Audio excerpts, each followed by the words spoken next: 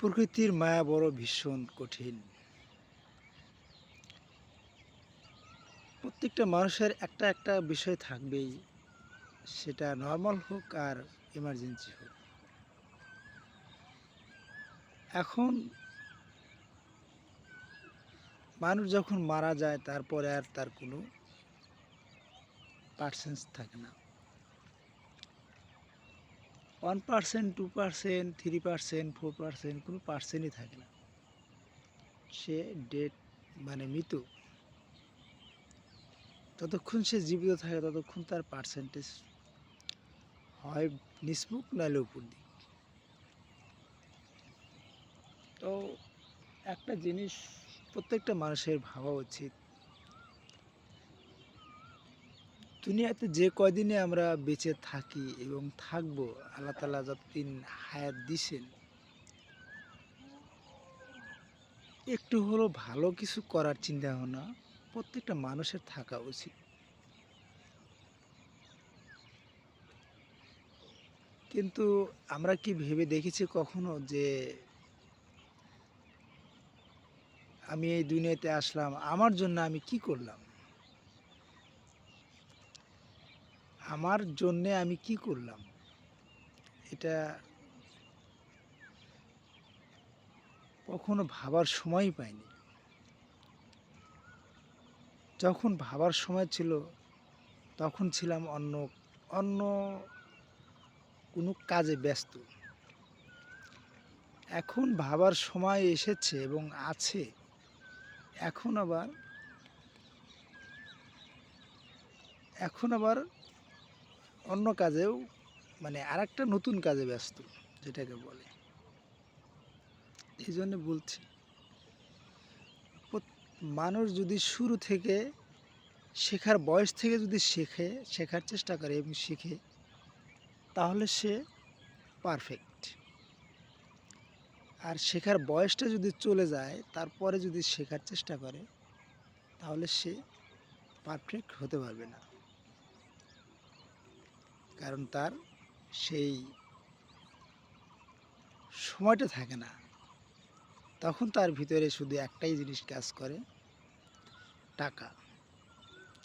আর এই টাকার পিছনে ছোটার একটাই উদ্দেশ্য, তার নিজেরকে ধরে রাখার জন্যে, আর কিছুটা তার পরিবারের জন্য। আমি সম্পূর্ণ বলবো না, এই জন্য বলবো না যে একটা ছেলে মানুষ যখন জীবন সঙ্গী তৈরি করে, বিবাহ করে, তার সম্পূর্ণ দায়ভার সে নিয়ে আসে। তো সে কিভাবে তাকে খাওয়াবে পড়াবে সেটা একান্ত তো সেই ছেলের বিষয়, এখানে মেয়ের কোনো বিষয় নেই।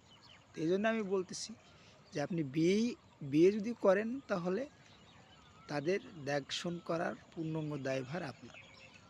এখানে কিভাবে করবেন সেটা আপনার একান্ত বিষয়। এখানে তাদের কোনো দোষারোপ কিংবা তাদের উপরে কোনো চাপ সৃষ্টি করার এখতিয়ার ওই ছেলের নেই।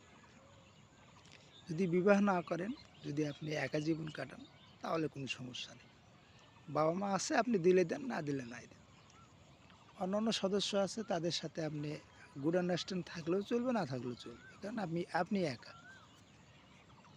আর যখন জীবন সঙ্গী হবে, সংসার হবে, ছেলেপেলে হবে, আপনার ফ্যামিলিটা বড় হয়ে গেল, তখন পর্যায়ক্রমে আপনার জীবনে, মানে অন্যরকম একটা দায়িত্ব চলে আসবে। তো এটাই স্বাভাবিক। তো এর জন্য তাদেরকে কোনো দোষারোপ করার কোনো এখতিয়ার নেই, আমার হিসেবে কোনো যৌক্তিকতা নেই। তো আরেকটা বিষয় হচ্ছে, যদি আপনি পরিবার তৈরি করেন, তাদের জন্যে কতটুকু ভালো কিছু করলেন সেটা ভাবার বিষয়। ভালো কিন্তু কিছু না করেই যদি তাদের কাছ থেকে, মানে অন্য কিছু, মানে পাওয়ার আশায় থাকেন, তাহলে এটা ভুল ধারণা। ছেলে মেয়ে উভয়ই শ্রম দেয়, কাজ করে, একটাই শুধু উদ্দেশ্য, তারা নিজেকে একটু ভালো রাখার জন্য।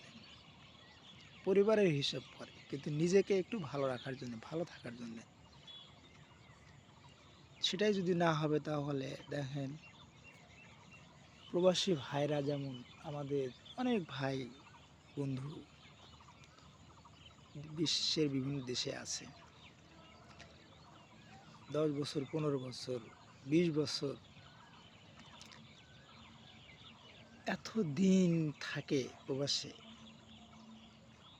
হ্যাঁ, এরই মাঝে আসে হয়তো 3-4 বছর পরে 2-4 মাসের ছুটি নিয়ে আসে, আবার অনেকে আসেই না, এরকমও আছে। কিসের জন্যে এরকম ত্যাগ? নিজে ভালো থাকবে, তারই মাঝে তার যে আর সদস্য যারা আছে তাদেরকে একটু ভালো রাখার জন্য তার এই আত্মত্যাগ, যেটাকে বলি। তো এরকম দেশেও যে ভাই আমরা যারা আছি সবাই সবার মতোই আত্মত্যাগের মতো অবস্থান করতেছে বিভিন্ন জায়গাতে। তো সবশেষে একটাই কথা, আমি আমার জন্য কি করলাম এই দুনিয়াতে আসার পর, এই জিনিসটা একটা ভাবার বিষয়। তো ইনশাল্লাহ ভালো থাকবেন সবাই। আসসালামু আলাইকুম ইয়া রাহমাতুল্লাহি ওয়া বারাকাতুহু।